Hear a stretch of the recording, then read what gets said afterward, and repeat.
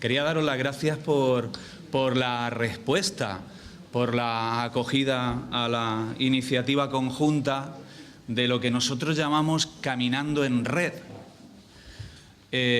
porque con la que está cayendo, coinspirarse, coincidir en el camino, acoger sugerencias comunes, optar por estas iniciativas que buscan rescatar lo humanizador que hay en nuestro mundo.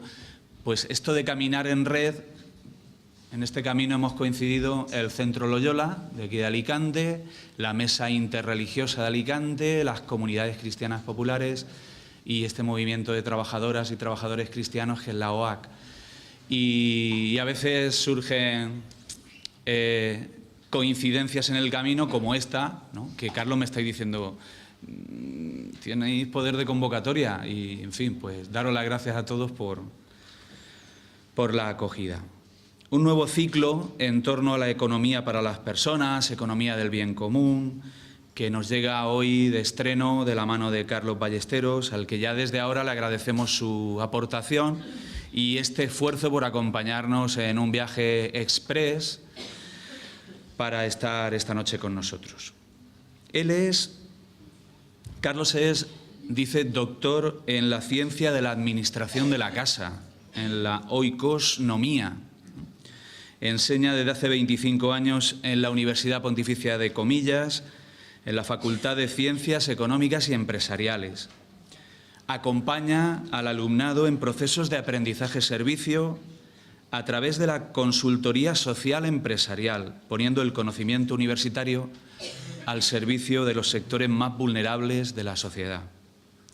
Autor de diversos libros, como este que os he presentado, Tú compras tu voto. Hay uno en la editorial San Pablo, Las cuentas de la vieja.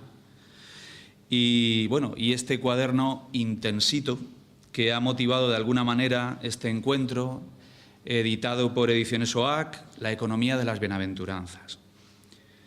Comprometido en la red de comercio justo en su coordinadora estatal y también uno de los fundadores de FIARE, Banca Ética de Madrid. Su experiencia sociopolítica en procesos de participación ciudadana, grupos de consumo, seguro que van a hacer muy rica, significativa su aportación en este encuentro en la sede universitaria de nuestra ciudad, a la que ya desde el minuto cero agradecemos que acoja este evento, las facilidades y la amabilidad siempre para organizar aquí en esta casa. La reflexión que queremos compartir nos sitúa ante una visión humanista de la economía al servicio de las personas y de la casa común, desde valores que anteponen lo comunitario a lo individual y, como canta Dressler, la trama más que el desenlace, ¿no? Esa trama de los procesos más que el desenlace de los resultados, buscando pistas que nos orienten hacia otra economía para la felicidad de las personas y de los pueblos. Desde una visión cristiana de la economía se nos proponen alternativas concretas para intentar avanzar en esa economía que está a nuestro alcance construir, en lo personal, en lo familiar, en lo comunitario, en lo cotidiano, frente a este sistema y a esta economía que mata. Necesitamos dar visibilidad a experiencias alternativas en la forma de ser y trabajar, en las maneras de encarnar esa economía para la vida. En el encuentro y en la conversación con Carlos intentaremos también nombrar sencillos caminos posibles, realizables, históricos, que toca realizar a quienes creemos que de verdad es posible alumbrar otra economía al servicio de las personas, especialmente las más empobrecidas, en esa lógica del don y de la comunión. Así que estaremos atentos a lo que Carlos ahora nos quiere comunicar.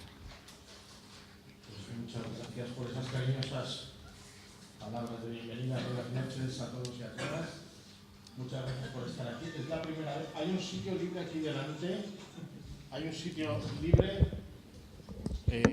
Pero es la primera vez que empiezo a tener problemas de aforo en una conferencia, cosa que, bueno, me llena. Hace muchos años estuve en una conferencia Y la verdad es que a veces, no lo voy a hacer esta noche, pero a veces he robado esta idea del ponente que estaba, yo era asistente, y dijo a las personas, nada más llegar, dijo, por favor, háganme un favor, yo estoy muy nervioso, nunca he hablado en público para tantas personas, por favor, no lo hagáis ahora, pónganse en pie y denme un aplauso muy fuerte para generar confianza. Entonces se pusieron en pie, aplaudieron, él hizo una foto con el móvil, la mandó y dijo, mamá, mira, ¿vale? Pues bueno. Entonces yo estoy casi, ya he hecho una foto hoy, hay que reconocer que he venido esta tarde, he llegado a las 5, hemos dado un paseo muy agradable, estaba la luna llena sobre el mar y entonces se manda a casa la típica foto diciendo aquí en Alicante sufriendo. Pero bueno, muchas gracias por venir esta noche y por compartir este rato. Yo venía pensando en el tren, por un lado en una anécdota, y esa anécdota me lleva a pensar en un viejo proyecto que uno tiene en la cabeza y que ya aprovecho para decir, y no he venido aquí a vender libros, pero que será el título de mi próximo, no sé si de mi próximo, pero de alguno de mis próximos escritos. Yo tengo la idea, estoy trabajando en algo así como que las personas hoy en día en esta sociedad del siglo XXI somos trabajadoras de día y consumidoras de noche. Ayer me pasó una cosa curiosísima, iba en el tren de cercanías, es un tren que tiene una parada en una de las universidades de Madrid, entonces era la hora además del cambio de turno, iba repleto de chavales y chavalas jóvenes universitarios. Yo soy profesor universitario, pero no era de mi universidad. Y entonces venía una chica hablando con su compañero ahí y decía, pues fíjate, de la conversación yo iba sentado al lado, de la conversación saqué que esta chica estudia un módulo de formación profesional por la mañana, por la tarde estudiaba algo en alguna ciencia social, no sé si era economía o algo similar. Era la tercera, eran 3 hermanos, era la tercera de 3 hermanos, sus 2 hermanos se habían independizado ya de casa, era la única que quedaba. No quería pedir dinero a sus padres y por lo tanto tenía que buscar un trabajo de fin de semana para trabajar y andaba como muy agobiada, iba contando toda su historia así, pero bueno, se quería gastar porque ahora llegaban las Navidades y luego llegaba San Valentín y además el aniversario con su novio y tenía que gastar un montón de dinero en regalos y en tal, y estaba muy agobiada por el dinero. Y al cabo de un ratito dice, después de todo ese agobio de trabajadora de día, dice, joder, fíjate, y encima, con esto del Black Friday, los trabajadores de Amazon se nos han puesto en huelga y ya nos han tenido, y perdónenme la expresión, que joder a los ciudadanos, porque ahora no vamos a poder comprar en el Black Friday. Entonces, eso de trabajador de día reivindicando un poco el salario un poquito menos, o el trabajo un poquito menos que el precario, etcétera, pero luego soy consumidor y como consumidor sí exijo cosas lo más barato posibles, lo más accesibles posibles, que vengan ahora, etcétera, etcétera, me llevan a esa pequeña reflexión con la que quería enmarcar yo un poco esta charla de una economía para la felicidad. Antes de entrar en materia, hay una cosa de la presentación que no se ha dicho, a lo mejor porque no se sabía, pero que yo sí quiero, sobre todo en este tipo de público, es decir, llevo cerca de 17 años escribiendo todos los meses en la revista Al Andar, o en el periódico Al Andar, no sé quién la conoce o quién no la conoce, pero llevo haciendo el tema de una columna que se llama Una escalera al cielo. Una escalera al cielo, es que como ha dicho lo de Jorge Drexler, pues Una escalera al cielo es una canción de los Led Zeppelin y eso siempre a mí me ha llamado la atención. Y ya por poner otra canción que me gustaría enmarcar aquí, yo escribí hace un par de años, un articulito que tenía que ver con las líricas del consumo. Me cogí, creo que eran 63 canciones que trataban el tema del consumo y fui analizando lo que contaban, ¿no? Y la canción que enmarca, y aprovecho lo de Al Andar porque sale un programa de Radio Al Andar, empezamos en el mes que viene, el programa de Radio Al Andar se va a llamar Las cuentas de la vieja, apuntes para una economía cotidiana, y va a tener de cuña inicial o de cortina inicial una canción de Rosa León compuesta por Luis Eduardo Aute que se llama La canción del consumo y que dice una cosa así como que consumo, este es el no voy a cantar porque entonces se van ustedes antes de que yo siga hablando, pero en la letra dice algo así como consumo, este es el tonto tema de esta canción. Llevamos toda la tarde hablando de eso, de las tonterías del consumo. Bueno, pues una economía para la felicidad. Creo que todas las personas en el mundo, salvo alguna que patológicamente tenga algún tipo de dificultad, todos queremos ser felices y todos estamos en este planeta, en esta casa común, todos estamos en este mundo porque estamos en busca de la felicidad. Y en busca de la felicidad, que cada uno le vamos a poner ese nombre de felicidad en algunas cosas, ¿no? Es verdad que para las personas creyentes, para los cristianos, pues la felicidad tiene una felicidad con mayúsculas, tiene una promesa de felicidad futura y vamos buscando en nuestra vida y en nuestro proyecto vital eso, que a veces es muy difícil de buscarlo desde lo económico. Yo he dado muchísimos talleres, seminarios, charlas, conferencias a congregaciones religiosas, a grupos de personas que viven desde la fe esto, y al final hablamos que parte de mi coherencia tiene que venir por la economía, por mis decisiones de consumo, mis decisiones de ahorro, mis decisiones financieras, incluso mis decisiones de trabajo, que si mi proyecto vital, como proyecto que yo tengo de vida, es conseguir esa felicidad, ese vivir el reino en mi día a día, pues también si vivo en la sociedad del siglo XXI, sociedad de consumo, no tendré más remedio que vivir el reino desde mis actos de consumo o construir el reino desde las bienaventuranzas, en el consumo, en el ahorro, en el trabajo, en lo que sea. Esto es un anuncio, ¿no? Es un anuncio de radio. Es un anuncio de radio que sale allá por el año 2013, 2014. Estábamos saliendo de la crisis. Ya parecía que la crisis se iba alejando. Ya parecía que todo eso que habíamos vivido, y que recuerdo, por hacer una cuñita publicitaria, que hubo un momento que Sarkozy y el presidente Zapatero dijeron: esta es la gran oportunidad para refundar el capitalismo, ya lo tenemos. Bueno, pues en contra, un centro comercial de mi ciudad, de Madrid, lanzó una cuña de radio que decía: vuelve a comprar sin remordimientos, feliz, feliz de la vida, practica el happy shopping, en inglés, el happy shopping, el comprador feliz o la compra feliz, y compra como antes de la crisis. Ya hemos pasado esto, ¿vale? Ya no hay precariedad, ya no hay desahucios, ya no hay ERES, ya no hay problemas, ya no hay pobres, ya no hay tal. Me da igual, acaba de salir un indicador hace escasamente unas semanas que saca que el 20% de la población española está en riesgo de exclusión. Pero hay que volver a comprar, ya estamos fuera. Compremos como antes de la crisis, porque tenemos que ser felices comprando, etcétera, etcétera.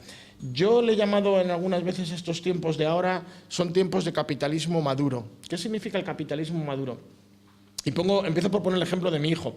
Mi hijo pequeño, cuando llega la época de Navidad o cuando llega la época de sus cumpleaños, le dices: ¿qué quieres? Y dice: no lo sé, papá, me aburre, tengo de todo. Y es verdad que vivimos en una sociedad de un cierto bienestar material, donde las personas llegamos a tener más o menos de todo. Que levante la mano el que no tiene un teléfono móvil, o que levante la mano. En general en España todo el mundo disfrutamos de un cierto, a pesar de ese 20% de personas en riesgo de exclusión, pero disfrutamos de un cierto bienestar material. Es verdad que sobre todo en esas épocas duras de la crisis nos estuvieron contando, y lo sufrimos muchas veces en nuestras carnes, el paro, el desempleo.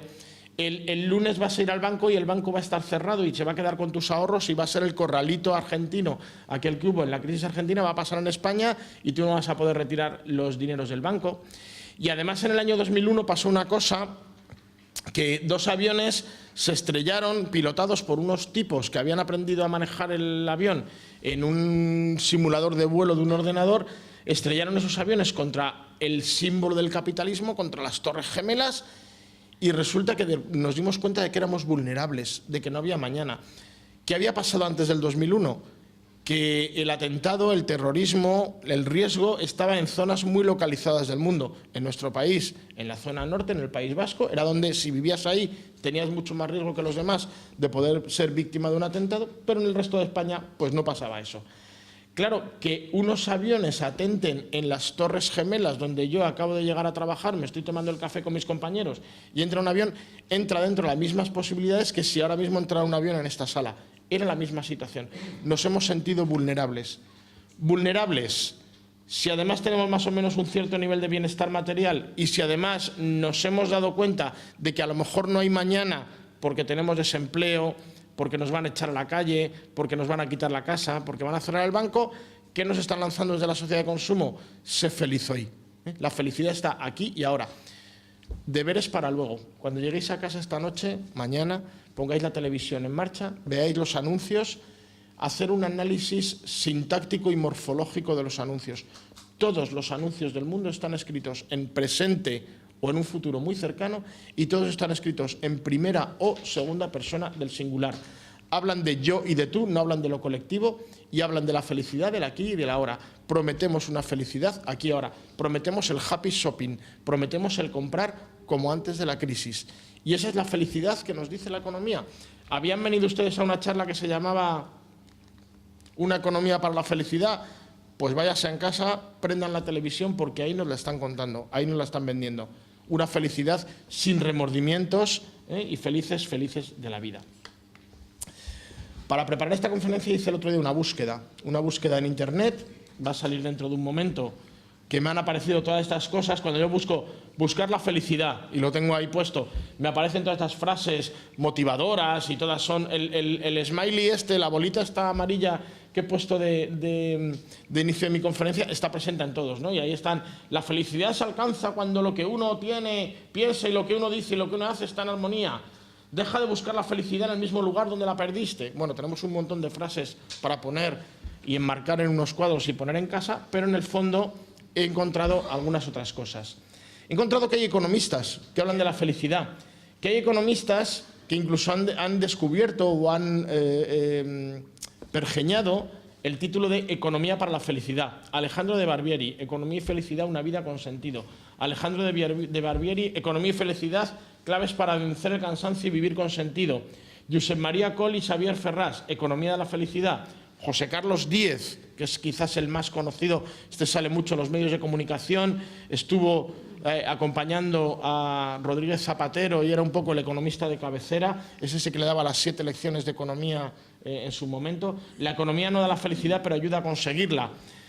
Martín Tetaz, lo que el dinero no puede pagar, mitos y verdades de la economía de la felicidad. Bueno, tenemos ahí que ha habido muchos escritos, pero todos hablan de esta otra economía, hablan de esta economía de la felicidad en general.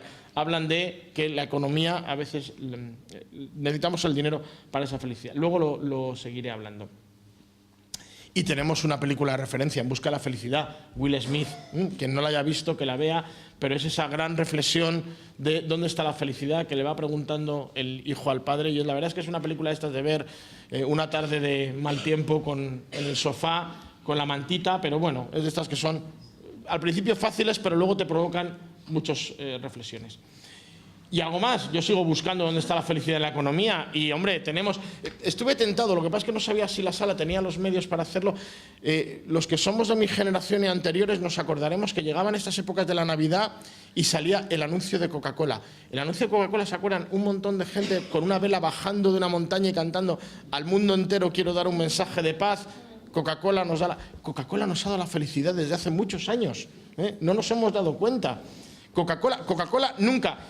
Y lo reto, y si alguien lo encuentra me tendré que callar, volveré a Alicante y lo cambiaré, pero reto que alguien me encuentre en algún anuncio de Coca-Cola que hablen de que Coca-Cola es un refresco. Coca-Cola es felicidad, Coca-Cola no es un refresco, Coca-Cola no está hecho de agua, refresco, agua, una serie de componentes químicos, una fórmula que nadie sabe y un gas. No, Coca-Cola siempre ha vendido un estilo de vida feliz.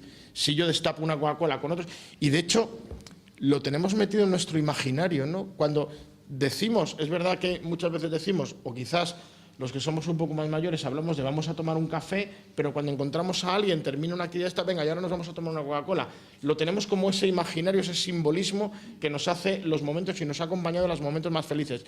Y cuando yo era adolescente y quería salir con una chica y no me atrevía a pedirle salir, a un chico le decía, vamos a tomar una Coca-Cola. La Coca-Cola ha estado acompañándome en esos momentos. De hecho, hicieron un anuncio hace unos años que hablaba de una persona que vivía en Barcelona, que acababa de cumplir 100 años y que iba a conocer al niño que acababa de nacer ese año, a un recién nacido, un bebé, y se encontraban y todo era, bueno, pues otra vez destapando la felicidad. Termino con Coca-Cola. Coca-Cola ha creado una cosa que se llama el Instituto de la Felicidad. Su responsabilidad social corporativa, etcétera, etcétera, tiene creado el Instituto de la Felicidad. Sigo buscando la felicidad en la economía. Nos habían dicho que el PIB, el Producto Interior Bruto, era la medida del desarrollo económico y, por consiguiente, a más desarrollo económico, más felicidad. Cuanto más rico, más feliz. Pero me he encontrado que en el reino de Bután, y hace muchos años, 1729, un código legal de aquel país decía: si el gobierno no puede crear felicidad para sus habitantes, entonces no hay razón para que exista. Yo casi que se lo voy a mandar a nuestros gobernantes de ahora, porque se lo podrían aplicar Ciudadanos, PP, PSOE, Podemos, todos, todo el arco parlamentario y extraparlamentario, si el gobierno no puede crear la felicidad para sus habitantes, entonces no tienen razón de ser. Bueno, pues esto que está en el Código Legal de Bután. Bután es un pequeño país de origen y de creencia budista. Llegó un rey, y este rey que tengo aquí, y que no voy a decir su nombre porque soy incapaz de pronunciarlo, pero este rey que llegó aquí y que lleva gobernando alrededor de 25 o 30 años, como rey de una nación budista, mi obligación es garantizar vuestra felicidad. Eso lo dijo el día de su coronación y ha ido trabajando en eso. Y ha ido creando, y toda la economía, y no solo la economía, y todas las decisiones que se van tomando en Bután no se toman de acuerdo a indicadores económicos como el PIB, el Producto Interior Bruto, la medida de la riqueza del país, se toman de acuerdo a una cosa que se ha inventado, que es el índice de la felicidad bruta. Y ese índice de la felicidad bruta más o menos tiene esos 4 componentes que he puesto ahí, pero tiene que ver con que tenemos que crecer económicamente, pero a la vez tenemos que tener un desarrollo económico y tenemos que crecer en lo económico, pero cuidado, siendo sostenibles. Esto lo ha dicho el Papa Francisco hace poco, en la Laudato Si. Oiga, cuiden la casa común, sean sostenibles con el medio ambiente. Pues también aquí se dice, cuidado, un desarrollo sostenible, cuidando el planeta y cuidando esta casa común que tenemos, igualitario o equitativo, que sea redistributivo, que sea de alguna forma permita que todos lleguemos a un cierto nivel más o menos igualitario de felicidad, porque si no hay unos que tienen mucho y otros que tienen muy poco, que conserve el medio, que preserve y promocione la cultura y que a la vez ayude a ese buen gobierno de las cosas. Por lo tanto, la economía que nos da la felicidad no tiene solo que ver con el comprar y con el practicar el happy shopping sin remordimientos, tiene que ver también con cuidar la casa común, cuidar a los demás, cuidar al otro y estar siempre un poco en ese sentido. Y sigo buscando la felicidad.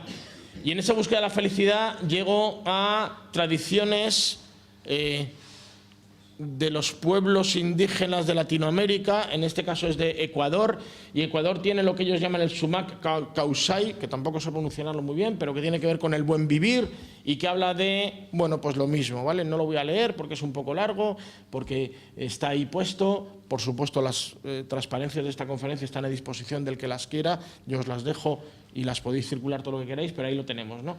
El buen vivir supone tener tiempo libre para la contemplación, que las libertades y oportunidades de los individuos se amplíen, que permita lograr simultáneamente, tener en cuenta que las tradiciones indígenas latinoamericanas siempre tienen mucho que ver lo comunitario delante de lo individual, entonces hablan del territorio, de la identidad colectiva, de que cada uno tiene que ser visto como un ser humano universal y miembro de una colectividad, y todo esto a través del desarrollo económico, ¿vale? Entonces el buen vivir es otra forma de buscar la felicidad. Y por último me he ido a mis raíces. Bueno, por último me quedan 2 transparencias de mis raíces. Las raíces más económicas, las raíces más además de una tradición económica neoclásica, donde aquí tenemos, por ejemplo, a John Stuart Mill o a Bentham, que es ese señor de la foto, que hablan de la felicidad, y la felicidad me la da el dinero, y la felicidad me la da cada porción de producto. De hecho, detrás de los utilitaristas, como John Stuart Mill o como Bentham, y Bentham intentan incluso de alguna manera cuantificar y sacarme una formulita económica. La felicidad depende de, y me ponen ahí una serie de números y de constantes y de sumatorios de cosas que van intentando explicar cómo se construye matemáticamente o económicamente la felicidad. John Stuart Mill y Bentham darán paso luego a los marginalistas, y llegará Marshall y nos dirá, vamos a hablar de la satisfacción marginal que me da el último trozo de pan que me he comido. La felicidad no se construye comiendo pan, se construye de los pequeños trozos de pan, por lo tanto el último trozo me da menos felicidad que el primero que yo me he tomado. Y ahí lo tenemos también desde esa construcción económica de la felicidad. Claro que luego llega otro señor que se llama Steiner, y me dice la gran paradoja, ¿no? Este señor me dice, intenta estudiar todo lo que hay detrás del crecimiento económico norteamericano y de cómo después de 1929, el gráfico no llega al 29, pero cómo después de la Gran Depresión del 29 y de la crisis posterior a la Segunda Guerra Mundial, me va diciendo, vamos a ver cómo va creciendo la renta que es disponible, eso que pone ahí de average income, la renta disponible que va subiendo en las familias, lo que yo voy teniendo para poder gastar, y cómo va el gráfico de la gente realmente feliz. Se ve que en los años 30, en los años 40, las dos líneas del gráfico van subiendo. A medida que tengo más dinero, soy más feliz. Y se ve como a partir de los años 50-60 sigue creciendo la riqueza de los norteamericanos, pero la felicidad se mantiene más o menos estable. Esto luego lo dice un señor que se llama Richard Layard, que dice eso de tenemos más comida, más ropa, más coches, casas más grandes, menos días de trabajo a la semana, mejor trabajo y más salud, y a pesar de ello no somos más felices. Y esta es la gran paradoja, he dicho Steiner, perdón, de Easterlin, la paradoja de Easterlin, pero que yo lo voy a contar de otra manera. ¿Cuántos de aquí hemos leído Mafaldas? Mafalda. ¿Os acordáis de esa historia de Mafalda? El padre de Mafalda se quiere comprar un coche, ¿os acordáis? De cuando el padre de Mafalda se quiere comprar un coche. Bueno, pues es toda una historia de varias viñetas y yo siempre traigo a la mente tres. La primera es cuando está el Guille, está en casa con unas tijeras enormes, una revista, recortando, llega el padre de Mafalda del trabajo y dice, ¿qué haces, Guille? Y dice, estoy buscando en esta revista el coche que me quiero comprar. ¿Me lo recortas, por favor, papá? Y entonces papá se va a la cocina y vuelve con unas tijeritas pequeñitas. Bueno, cada uno tenemos distintas expectativas sobre qué nos da esa felicidad. La segunda viñeta es que va Mafalda con su amigo Felipe por la calle y le dice, ¿lo ves? Este es el coche que se quiere comprar el carro, que dicen ellos, este es el carro que se va, o el auto que se va a comprar mi papá. Felipe mira así a Mafalda diciendo, esto, ¿no? Como diciendo, no, eso le pasa a mi hijo mayor, que cuando dice, papá, te vas a comprar un coche, él tiene muy claras cuáles son las marcas que yo me debería comprar, y cuando se ha enterado la marca que pienso comprar el día que me tenga que comprar un coche, pues ya me ha dicho, papá, eso no es un coche, ¿eh? Pero bueno. Pues aquí a Felipe le pasaba lo mismo con Mafalda y Mafalda le contesta, sí, Felipe, este es el único coche en que lo importante sigue siendo las personas. Bueno, y ya el padre de Mafalda se compra el coche y la siguiente viñeta es el padre de Mafalda en la cama, tumbado, 3 de la madrugada, un reloj, y de repente el padre que se despierta y baja corriendo al garaje donde ha aparcado el coche a ver si el coche está bien. Ya tenemos una preocupación más. No por tener más cosas materiales, por tener más dinero, etcétera, etcétera, llegamos a tener esa felicidad. Eso es un poco lo que nos dice la paradoja de Easterlin, o eso es un poco lo que nos promete. Esas felicidades, y con esto termino la primera parte de mi charla de esta noche. Esta felicidad que nos prometía el happy shopping, esta felicidad inmediata que nos prometen los anuncios de la tele, de la radio, de la televisión o de las redes sociales, esa felicidad inmediata no nos da la felicidad. Los cristianos, las personas creyentes lo sabemos, ¿vale? Sabemos que la felicidad no está ni en el aquí ni en el ahora, y las felicidades inmediatas no son la felicidad, esa propuesta de felicidad que nos proponen las bienaventuranzas o el reino, o que nos propone el tener un proyecto de vida determinado. Pero es verdad que en el previo muchas veces tenemos todas esas pequeñas o grandes tentaciones que están ahí. Antes de terminar, los americanos que miden todo, antes de terminar esta parte, quiero decir, porque si no dicen, ¿para qué han venido? ¿Dónde está? No, ahí, prometo. Voy a hacer la cuña publicitaria, prometo que hay un poco más después, o que hay bastante más después. Los americanos que miden todo han llegado a medir que una persona, un americano medio, recibe 3.000 impactos publicitarios al día. A mí me encanta la palabra impacto, lo utilizamos la gente. Yo vengo, antes han dicho que venía de la Facultad de Ciencias Económicas y Empresariales. No tengo aquí un negro, pero me voy a tapar así. Sí, lo confieso, doy clases de marketing. Vale, doy clases de marketing de felicidad, de comportamiento de consumidor. Y los que trabajamos un poco en marketing, en este tipo de cosas, la palabra impacto publicitaria la tenemos ahí, pero impacto suena a impacto, ¿vale? A que me pega, a ese impacto publicitario. Eso lo han medido los americanos, 3.000 impactos por día, y americano medio. Españolicémoslo, 1.500, 1.000, me da igual, 1.000 impactos. Tenemos una tortura. ¿Saben esa tortura de la gotita que va horadando? Pues tenemos esa gotita que va horadando. Esos 1.000 impactos que todos los días caen sobre mi cabeza y van calando. A mí me gusta mucho la expresión calabobos, ¿eh? Esa lluvia, sobre todo que sale en el norte de España, que sale sin el chubasquero porque total, si está cayendo un chirimiri, si no está, y al final te cala.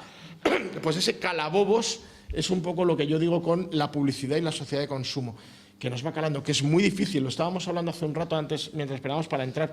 Es muy difícil salir de esa sociedad en la que vivimos, de esta sociedad de consumo, de este siglo XXI, de esta sociedad del poseer, del tener. Es muy difícil despojarse y ser coherentes en ese sentido.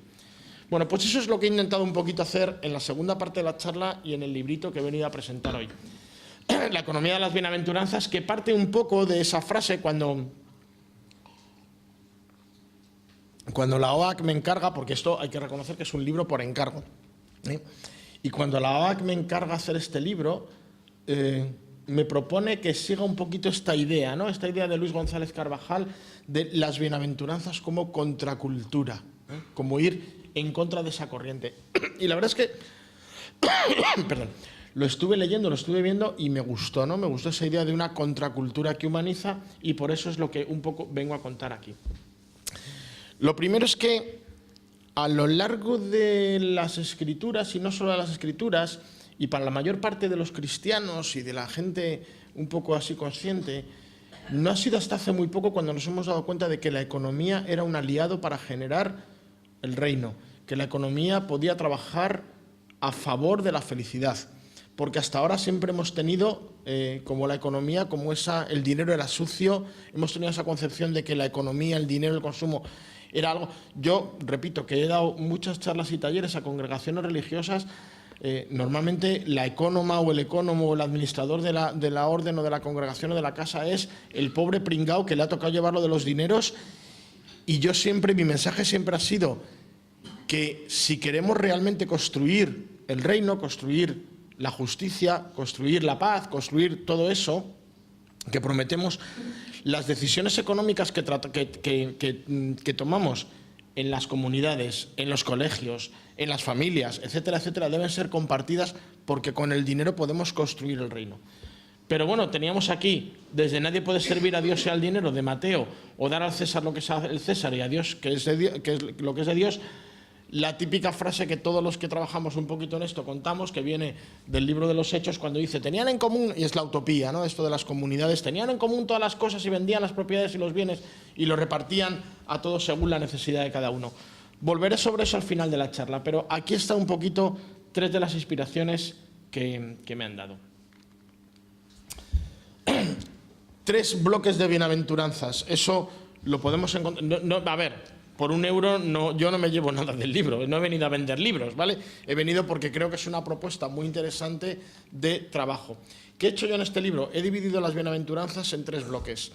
Un primer bloque me habla de los pobres, los que lloran, los mansos, nos resuena todo esto. Y ahí a mí se me ha ocurrido hablar del decrecimiento. Ahí, por recomendar algo, tenemos Por una vida sobria, es un librito editado por la editorial PPC de hace unos cuantos años, pero que esa concepción de la vida austera, ojo, no hablo de la austeridad esta que me han vendido en la crisis, ni de los hombres de gris, ni lo de la Merkel y todo esto, no. Hablo de una austeridad consciente donde si yo puedo tener una camisa y con esa camisa, o 2 o 3, y tengo un nivel medio o un nivel suficiente de consumo, no necesito estar permanentemente comprándome ropa, permanentemente comprando camisas. No lo he traído aquí porque dura 20 minutos, pero hay un pequeño vídeo muy interesante que se llama La historia de las cosas, de Annie Leonard.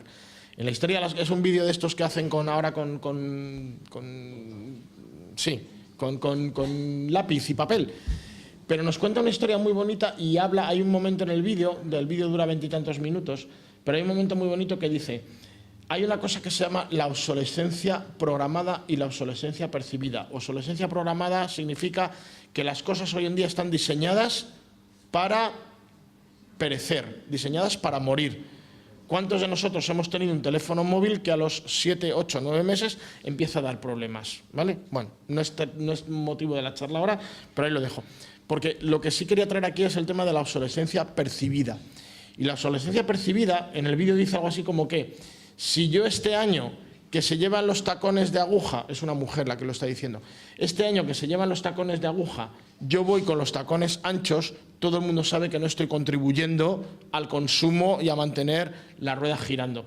Si yo este año, que sé que las camisas que se llevan son de de rayas, he venido con una camisa de cuadros, pues todo el mundo sabe que estoy obsoleto y que estoy fuera de ese mainstream, de ese corriente principal del consumo. Pues un poco tiene que ver con esto, con el decrecimiento, con los mansos, los que lloran, los pobres de espíritu, los pobres en ese sentido, de saber que tengo lo suficiente, pero que tengo que trabajar por decrecer. Si todo el mundo de este planeta consumiera y ahora hablo a nivel personal, yo me lo he hecho, hay herramientas en Internet para hacerlo. Yo he metido cuál es mi nivel de consumo y de gasto anual. Hay alguna herramientilla que calcula, se llama la huella ecológica, ¿vale? Y es la huella que yo dejo cada vez que consumo, qué huella estoy dejando en el planeta. Si todo el mundo consumiera como yo consumo, y ahora os cuento algunas de las cosas prácticas que hago yo, necesitaríamos 3 planetas y medio. Si los 8.000 millones de habitantes del planeta consumieran como consumo yo, necesitaríamos 3 planetas y medio. Y yo me considero una persona relativamente coherente, ¿vale? Que intenta no viajar en avión para no tener la huella de carbono, que intenta utilizar el transporte público, que intenta comprar cosas que le duren, que intenta, bueno, que no intenta más o menos el 70% de las compras familiares no las hacemos en supermercados ni con envases de plástico ni tal. Y aún así a mí me salen 3 planetas y medio. Imaginemos cualquier familia menos preocupada o menos consciente de las que hay en nuestra sociedad que están ahí. Entonces, ya digo, a mí lo que yo lanzaría como idea para hacer real este primer bloque de bienaventuranzas es, dentro de las famosas 3 R's de los ecologistas, reduce, recicla y reutiliza, la R de reduce. ¿Dónde podemos reducir? ¿Cuántas cosas inútiles tenemos? Hablábamos hace un momento, antes de entrar. No, claro, yo voy al supermercado, tengo el gasto, en mi grupo de consumo, en mi cooperativa de consumo, tengo el mismo gasto que cuando voy al Mercadona o voy al supermercado. Pero claro, en el supermercado hay tantas tentaciones, cuántos caprichos. Y a ver, yo soy el primero que de vez en cuando me doy un capricho, ¿no? Porque también, primero porque existen las tentaciones, segundo porque soy una persona que vive en el siglo XXI en la España de la sociedad de consumo. Pero cuántas cosas compramos inútiles que no necesitamos, que nos sobran, etcétera, etcétera. Ahí estaría una primera parte, ¿vale? Entonces, para hacer realidad este primer bloque de bienaventuranzas, mi mensaje es decrecer. Decrecer como personas, como familias, como sociedad. Bajar el ritmo, ¿eh? Los móviles no hay que cambiarlos cada 6 meses. Los coches no hay que cambiarlos cada 4 años. La ropa no hay que cambiarla cada temporada, la ropa se gasta y entonces llega un momento que ya te hace, esto sabemos los que hemos lavado muchas veces la ropa, que de repente es como que se deshilacha, ¿no? Y se empieza, vale, entonces a lo mejor ya es momento de cambiar la ropa, pero no hay que cambiarla en primavera y en verano todos los años porque hay que cambiar el armario, etcétera, etcétera, etcétera. Luego, si queréis, en el coloquio damos un poquito de la lata con esto. Bueno, pues ahí ponía bienaventurados los misericordiosos, los pacíficos y los limpios de corazón. Sería el segundo bloque de... yo no sé qué le ha pasado a esto de la tecnología. Ha quedado muy bonito, pero no tenía que estar ahí, ¿vale? Bueno, cuando hablamos de misericordiosos, de lloran y de misericordiosos, de pacíficos y de limpios de corazón, a mí se me ocurren traer 3 cosas en este momento. Lo primero tiene que ver en parte con el ciclo en el que está enmarcada esta charla, la economía del bien común. Aquí hablaríamos más de los mansos, ¿vale? De los misericordiosos, de los que dan, la economía del dar, la cultura del dar. Hay por ahí una serie de planteamientos, la economía del bien común se pone de moda, por así decirlo, a raíz de un libro de Christian Felber que se llama Economía del bien común y todo un movimiento que hay de economía del bien común que trata de fomentar los valores en la economía de la democracia participativa, la sostenibilidad, la transparencia, el triple balance, el tener cuidado con lo social, lo medioambiental, etcétera, etcétera. Ahí lo tenemos y ahí está. Y entonces eso tiene un poco que ver con esa coherencia de la que tendríamos que hablar. Y por otro lado, desde una postura más creyente o más, por lo menos, más manifiestamente creyente, la economía de comunión fundada por Kiara Lubitsch y que sigue un poquito el movimiento de los focolari, que lo tenemos ahí y que es una propuesta que hacen desde una opción creyente. Y que de alguna forma sería llevar a la práctica hoy, en el hoy y en la hora, eso y la cultura del dar, y el tener que dar el diezmo o más del diezmo de lo que ganamos para el servicio de los demás, y eso de los Hechos de los Apóstoles, de todos lo ponían en común. Es un poco el planteamiento que tienen y ahí vendría. Una segunda concreción o una segunda forma de llevar a la práctica estas 3 bienaventuranzas de misericordiosos, limpios de corazón, tiene que ver con ser coherente, ¿vale? Mis fondos tienen que estar en la banca ética. No digo en cualquier, o sea, hay varias opciones de banca ética, Triodos, Fiare, alguna otra por ahí, pero por lo menos tenemos que intentar tener nuestros ahorros coherentes. Para mí hay un maestro en estos temas de la economía coherente que se llama el profesor Arcadio Oliveres, de la Universidad de Barcelona, presidente honorífico de Justicia y Paz, una persona de referencia que, por supuesto, habla mucho mejor que yo. Y a mí hay una cosa que él siempre dice y es: yo no salgo a una manifestación porque tiene que ver con mis principios y valores de la paz, a una manifestación en contra de las guerras y a favor de la paz, o salgo el día 17 de octubre en la marcha de la pobreza y luego mis ahorros están en un banco que financia armas, financia guerras, financia las cosas que no me creo. Tengo que ser coherente. Es verdad que lo hemos también, parece que es que antes hemos dado esta charla otra vez, pero bueno, es que llevamos un rato ahí hablando un grupillo de personas. Pero es verdad que la coherencia hoy en día 100% es imposible, ¿vale? Al final tengo que tener mis ahorros en un banco y este banco va a intentar hacerlo lo menos malamente posible o incluso a veces bastante bien. Mis opciones son Triodos, Fiare, luego si queréis hablamos un poquito más de ello. Mis opciones tienen que ver con intentar comprar en la mayor de la medida en todo lo que hay dentro de un mercado social, tanto productos de alimentación, pero por ejemplo la energía que viene en mi casa y que pueden venir en casas de muchos, ahora mismo hay muchísimas opciones, no conozco exactamente cuál hay aquí en Alicante. Yo soy socio de Som Energía. Som Energía es una propuesta en la cual yo he comprado una participación en una compañía eléctrica. Esto que decimos en casa siempre de apaga la luz, que no somos accionistas. Bueno, pues en mi casa somos cooperativistas de una cooperativa. Han sido 100 euros lo que he tenido que poner. Y ahí puedo tener hasta 5 contratos de energía. La luz me cuesta lo mismo que cuando estaba con Endesa y con Iberdrola, pero al menos sé que mi luz, primero, estoy fomentando una forma distinta de generar energía. Han comprado en Tarragona una serie de terrenos donde hay energía solar y eólica. Es verdad que la que viene a mi casa no se puede garantizar del todo, pero por lo menos estamos produciendo y vertiendo en la red eléctrica española una energía renovable. Y lo segundo, soy propietario de una forma alternativa de hacer energía. Me siento partícipe de un cambio en ese sentido. Mi teléfono, pero eso a lo mejor dices, bueno, es un poquito más complicado.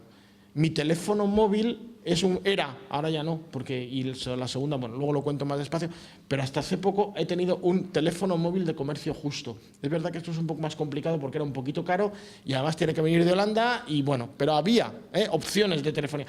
Hay una opción mucho más fácil, hay una opción que se llama Somos Conexión.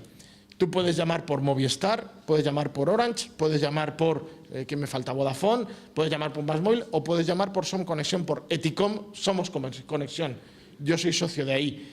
Mi teléfono móvil nunca me ha fallado la cobertura, por eso del miedo, que viene el lobo. No, tengo la misma cobertura y llamo igual, con unas tarifas un poco más baratas.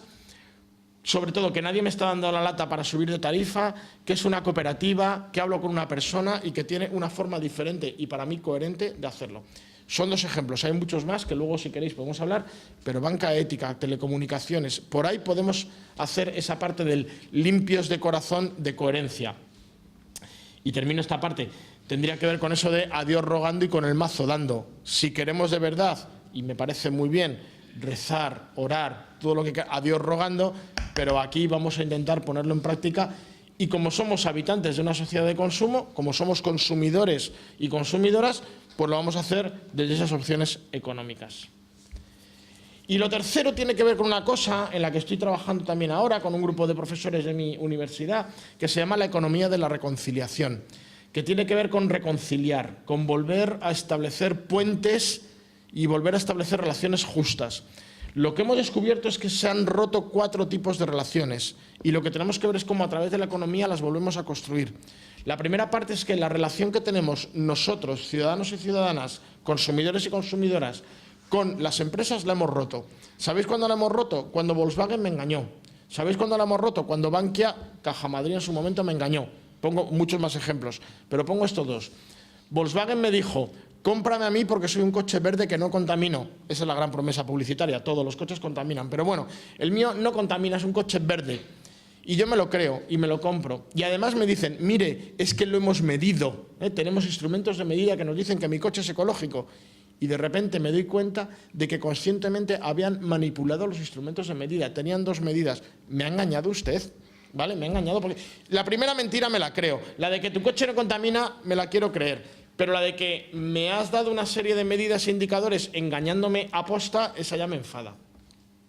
La segunda, venga usted, yo hice hace unos años un estudio de marketing financiero en Madrid, en la cual me decían, hablábamos con amas de casa tradicionales, decían, no, yo bajo a la compra, bajo al mercado con mis zapatillas, mi bata, mis rulos, y luego me paso por la caja y cojo dinero.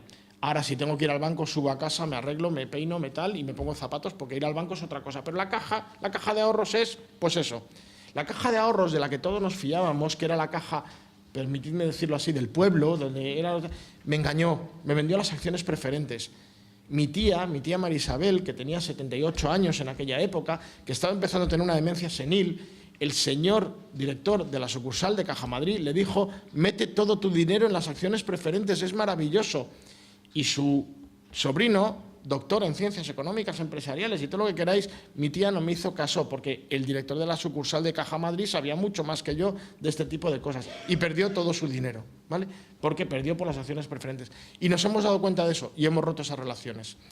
Hemos roto las relaciones también entre las personas, porque hasta hace poco, bueno, pues sí, España es un país de acogida, de hospitalidad, que bien, multicultural y tal, pero en la época de crisis, cuando resulta que, y perdonadme, lo voy a decir de manera irónica, pero es el discurso que hay en la calle y entender que yo no me lo termine de creer, pero cuando resulta que me viene el moro ese a quitarme el cheque escolar que merecen mis hijos, entonces ya vamos a empezar a romper relaciones.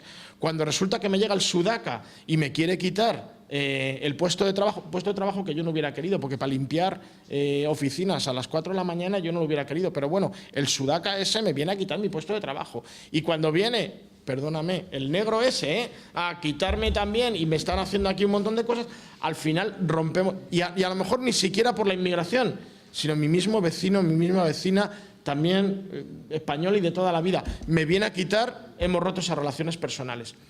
Y hemos roto las relaciones público-privadas, porque esas personas que yo votaba cada 4 años para que hicieran y gobernaran, lo que decía aquel de Bután, ¿os acordáis? Los gobernantes estamos aquí para generar la felicidad. Bueno, pues me he dado cuenta que les he votado para que ellos se enriquezcan y me roben, y roben el dinero público, y hayan hecho todo. Y vuelvo a decir, y me da igual el color político que haya, porque en todos hay, ¿vale? Entonces, he roto esas relaciones. Y además he roto las relaciones del territorio con el planeta. Nos hemos cargado el planeta. Hemos ensuciado el planeta, hemos contaminado el planeta, hemos acabado con los mares, hemos acabado con la mayor parte de las especies, no hemos cuidado la casa común.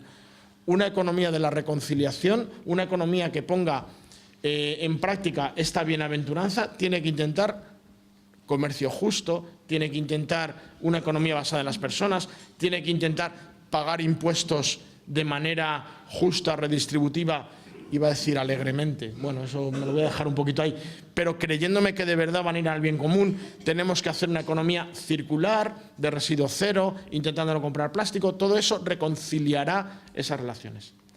Termino. Bueno, perdón, previo a terminar, que me queda el tercer bloque, antes de terminar. Todo esto se podría resumir. ¿Os acordáis del despotismo ilustrado? Todo para el pueblo pero sin el pueblo. Yo creo que hemos vivido una época de capitalismo ilustrado, todo para el consumidor pero sin el consumidor. Y que ahora, gracias a este tipo de planteamientos, que no solamente lo estoy llevando yo y que están ahora floreciendo como economía social y solidaria en muchísimas partes de nuestro planeta, empezamos a recuperar el despotismo ilustrado. Acabó con la Revolución Francesa y la Revolución Francesa lo que hizo fue dar carta de ciudadanía a los que antes no eran ciudadanos. Es verdad que solamente a la mitad, solo a los hombres, ¿vale? Las mujeres todavía no existían, pero bueno, dimos carta de soberanía ahí.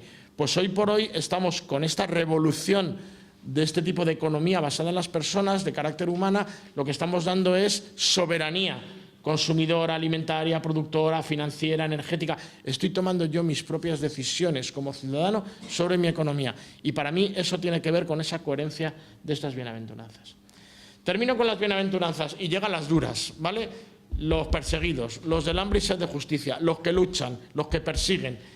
Esto significa que no me tengo que quedar callado, que tengo que salir a la calle, que tengo que hablar de la justicia fiscal, que tengo que hacer, antes decía pagar alegremente, claro, sí, pero si los impuestos van a financiar las guerras, las armas, etcétera, etcétera, entonces hago objeción fiscal y tengo que llevarlo. Y para mí es una responsabilidad Iba a decir como cristiano o como persona, simplemente. Hay una serie de responsabilidades. Y tengo que estar hablando de las campañas en contra de la Organización Mundial del Comercio y los tratados como el TTIP. Y tengo que estar metido en la plataforma quién debe a quién, en contra de la deuda externa o quién ha creado esta deuda. Y tengo, y esta foto la he traído aquí, muy acorde al tiempo que vivimos, pasado mañana, viernes 23, es el Black Friday, pero a la vez es el Día Mundial sin compras. El Día Mundial sin compras es lo que algunos intentamos. Yo estuve durante una época en un movimiento, si os apetece mirarlo por internet porque es muy divertido, que se llamaba Consume hasta morir. Lo único que hacíamos era reírnos del consumo, nos lo pasábamos fenomenal. Luego fuimos dejándolo y ahora, bueno, sigue por ahí, pero lo que hacíamos era reírnos, a hacer contrapublicidad. Nos poníamos a pensar ideas de anuncios totalmente, coger un anuncio real y cambiarlo y hacer la contrapublicidad de una manera irónica, graciosa y a veces un poquito ácida, o la mayor parte de las veces un poquito ácida, o un muchito ácida. Bueno, pues en ese Consume hasta morir, allá por los años 2006 más o menos, nos trajimos una idea de Consume hasta morir dependía de ecologistas, depende de Ecologistas en Acción.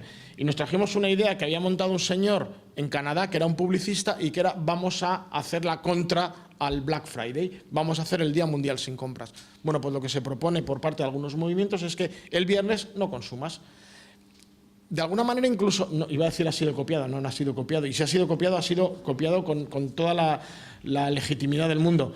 ¿Os acordáis el 8 de marzo pasado? Si nosotras paramos, para el mundo. Si nosotras no compramos, no compra el mundo. Bueno, pues tiene algo que ver con esto. Tenemos un gran poder, ¿vale? Si los cristianos y las cristianas nos asociamos y decidimos que no vamos a comprar en determinado sitio, hacemos boicot, pues tenemos un gran poder también. Y si las personas, ya me quito la referencia. Termino, por lo tanto, con 2 o 3 reflexiones. El pasaje bíblico, en el libro empiezo diciendo que si Jesucristo hubiera estado hoy aquí, es el tema de las bienaventuranzas, el relato de las bienaventuranzas o el sermón de la montaña es el mejor ejemplo de mitin político. Tenemos un buen orador con un público entregado y además con un programa político, ¿vale?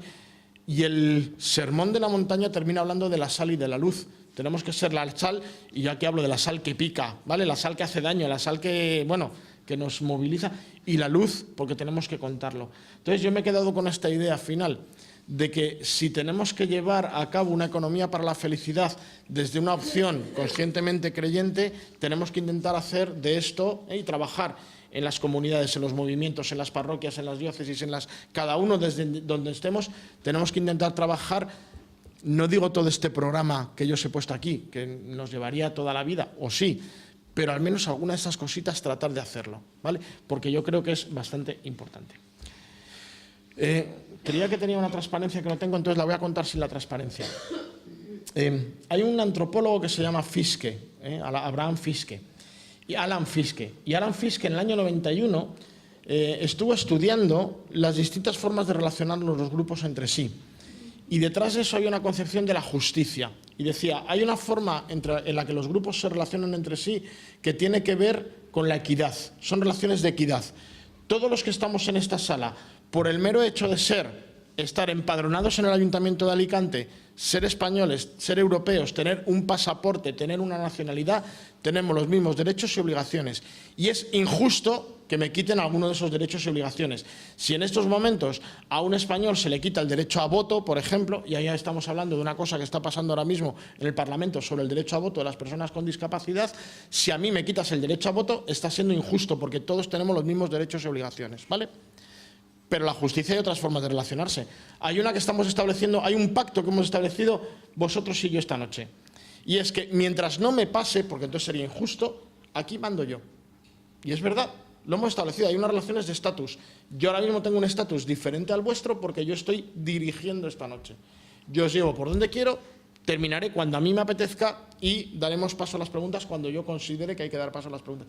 Y eso lo hemos aceptado y nos parece justo. Hombre, si estoy aquí hasta las 11 de la noche, entonces ya me diré, la forma de decirme que eso es injusto es que os habréis ido y seguiré yo hablando sin público, ¿vale? Pero de alguna manera lo hemos establecido así.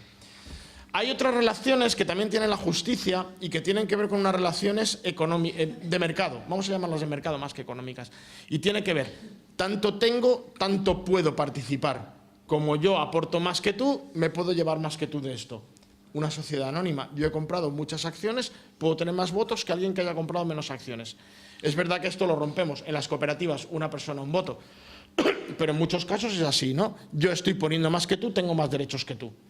Y es verdad que en algunos momentos hemos intentado llevar estas relaciones de mercado a las relaciones que eran de igualdad, a las relaciones que eran de ciudadanía.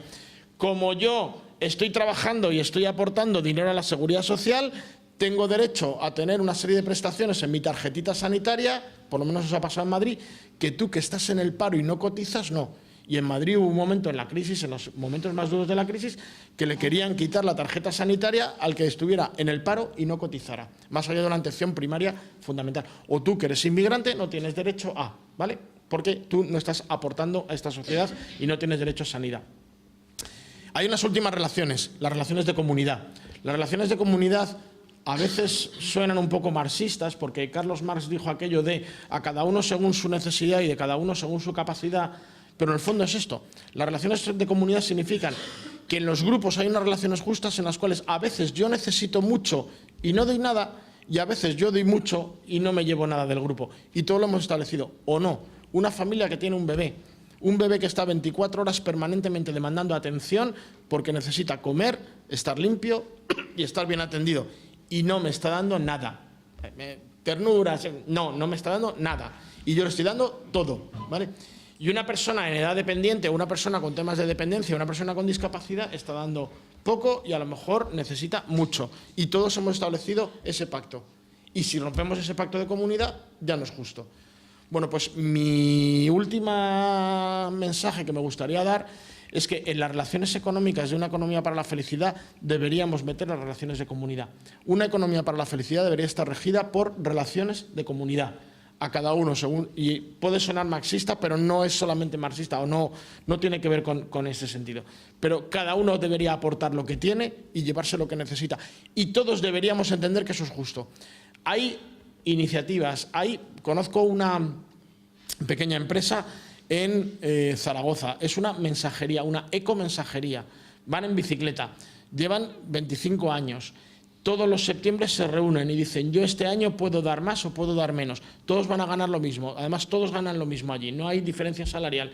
Pero yo llego y digo, mira, este año estoy estudiando, o este año mi padre está enfermo, o este año vamos a tener un bebé, o este año he dejado de estudiar y puedo aportar más. Y cada uno a principio de año dice lo que puede aportar y lo que no, y todos lo ven justo mientras mantengamos esas reglas.